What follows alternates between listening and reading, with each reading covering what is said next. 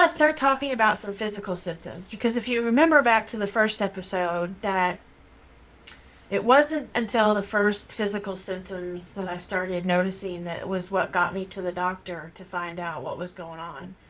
And I had 3 days of feeling really nauseous and feeling upset. I knew I was under a lot of stress at the time, but I didn't really put two and two together. And the doctor and she diagnosed me with anxiety and she put me on some medication. And over the course of, I don't know, I think maybe a year or so, we started somewhat of a treatment plan in that we were trying to find the right medication. And by no means am I saying that you need to go on medication. I just know that it's something that worked for me. And quite honestly, I didn't find the right medication for me until about 2 or 3 years later. And it wasn't until I went to a different doctor who was very good at actually listening to the symptoms and very patient with me, and together we were able to find a medication that worked really well for me. I've been on that ever since. And so it's made a huge difference in my life. And I do appreciate it. And I actually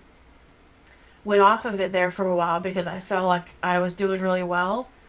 And then some things occurred with my work, different office, different scenario, but again, the PTSD and the anxiety and how those are associated with each other, that I decided that I should not go off of it, and I went back on it, and I've stayed on it ever since. I realized that it makes me normal in a sense of being able to fend off those intrusive worrying thoughts, and it helps me sleep and so on and so forth. But I think a lot of times that people just don't understand that there's a physical aspect to anxiety, and in this case, that's what got me to the doctor, was my physical symptoms. It wasn't anything else that I was dealing with. And so just keep that in mind when you're thinking about your anxiety and what physical symptoms you may have. But this is an article from the Newport Institute.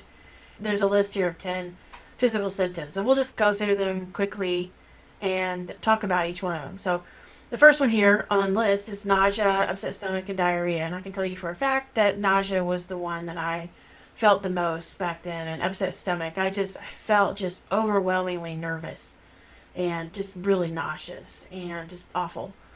And the second one here is chest pain or tightness. And I have not experienced that myself, but if you go on here to number 3, rapid pounding heartbeat or palpitations, I definitely have that. I have had over the course of the last few years, I've had palpitations, and the anxiety medication that I am on actually it can be prescribed for heart palpitations as well. So I'm on that for the anxiety, but it can help with palpitations. Number 4 here on the list is dizziness, lightheadedness, and feeling faint. Yes, 100%. I'll never forget. There was a time few years ago where I was really struggling with my anxiety, just calling in sick to work just about every day, really struggling to get into the office. And if you recall from the video or from the recording that was earlier, how I say I felt stuck, that's exactly how I felt. I just felt like I just could not get myself to get up out of the house. And I still feel that way today. That getting up and getting out of the house is what I call an event.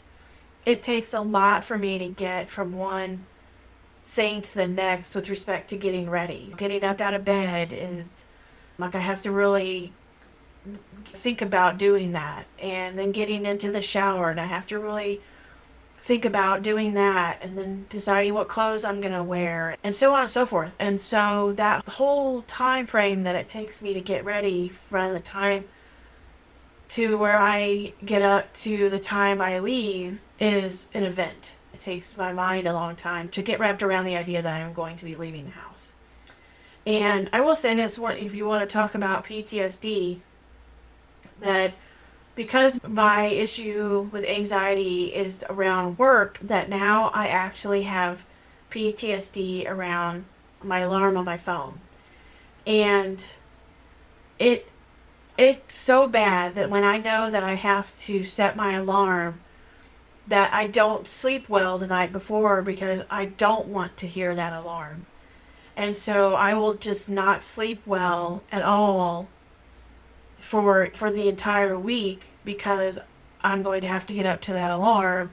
And by Saturday, I'm so exhausted from not sleeping well during the week that I basically sleep all day Saturday because I'm trying to make up for not sleeping during the week. And it's absolutely exhausting. And I sometimes, y'all probably out there saying, change your alarm or get a new one. So I did do that. I actually got rid of the app that I was using for the alarm that I had and put on a new one, and that still didn't help. And so what I ended up having to do is I had to find a way to do something different with work. I don't really want to go into the details of that, but I have been able to somewhat, in a way, overcome it due to changes that I've made at work. We'll just leave it at that. Okay, so number 5 here. Oh, I was going to tell you about a story. I totally went off. On a tangent there. The story I was going to say is that there was a time that when I was at my worst and I was calling in sick to work, and I felt like I was on the verge of having a panic attack. Like, I was super lightheaded.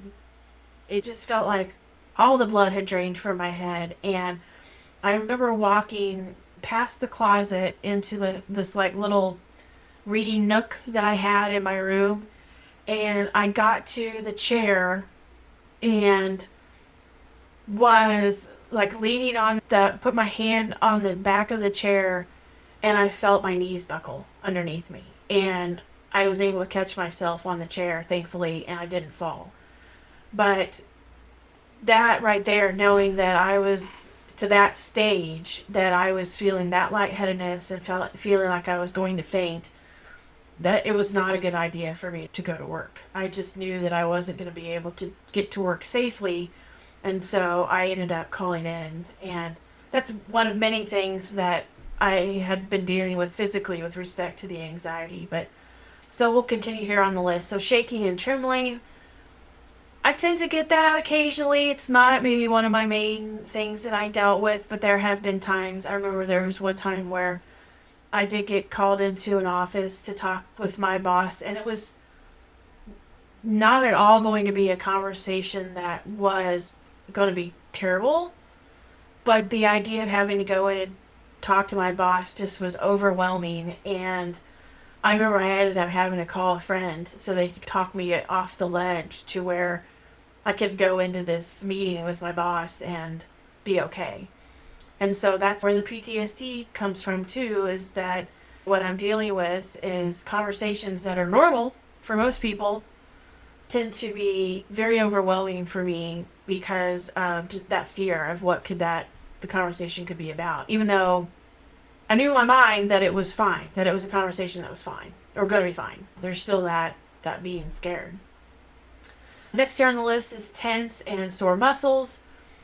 I do have that sometimes if I know, we'll just kind of give you another example. So when I was getting ready for episode 1 of this podcast a couple weeks ago, I actually did a few recordings before I actually sent out the first one because I wanted to prepare for it.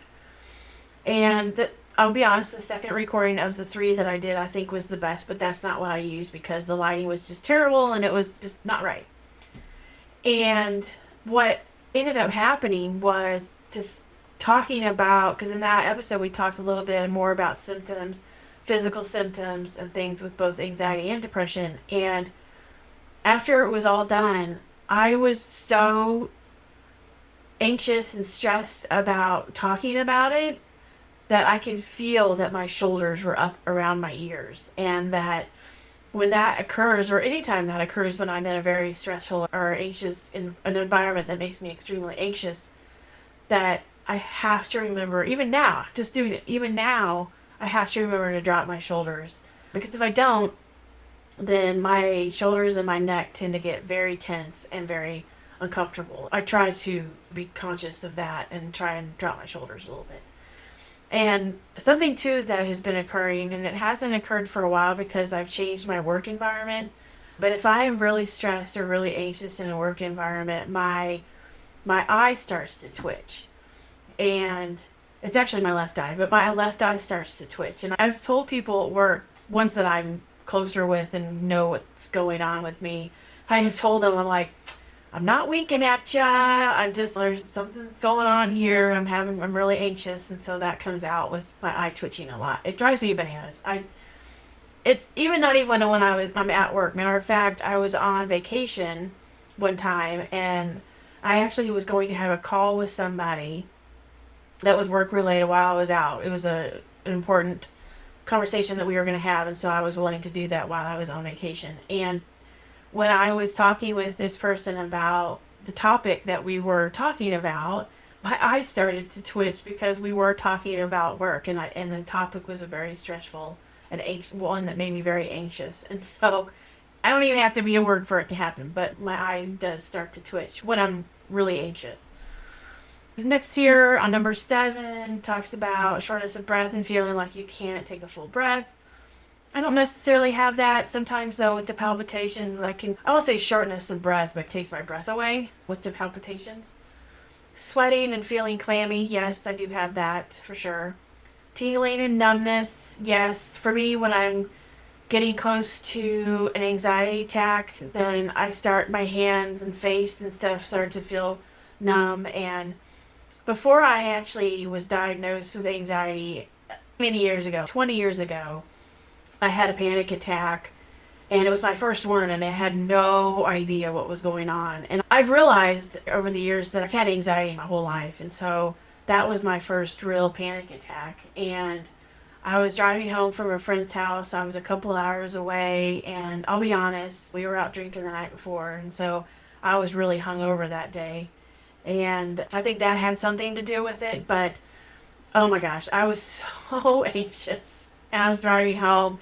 My foot started to feel numb. My face felt numb. I kept looking at the mirror because I couldn't feel my face. And I kept checking the mirror to see if it was still there. And my foot was on the pedal in the car, but yet I couldn't feel that my foot was on the pedal. And it was just the weirdest thing. And what I ended up doing was, on my way home, I stopped at a hospital. And I was able to calm down in a parking lot before I went in, thankfully. So I never went into the ER. But one of the weirdest feelings ever. And since then, I've had minor panic attacks, nothing like that. But I have had times where, like I said, there are times where I feel like I'm gonna faint, or I tend to get some numbness in my face, but not anywhere what it was that time. And here, last on the list is insomnia and restlessness at night. And I do have that. When I am really anxious, I'm really struggling, I have a really hard time sleeping. My mind just will not shut up, and it makes it very hard for me to sleep, and I keep thinking about everything that's going to be going on the next day, or thinking about things that have happened in the past, and did I do it right? Did I talk to the right person? Did I say things right? All the things that worry me will tend to keep me up at night.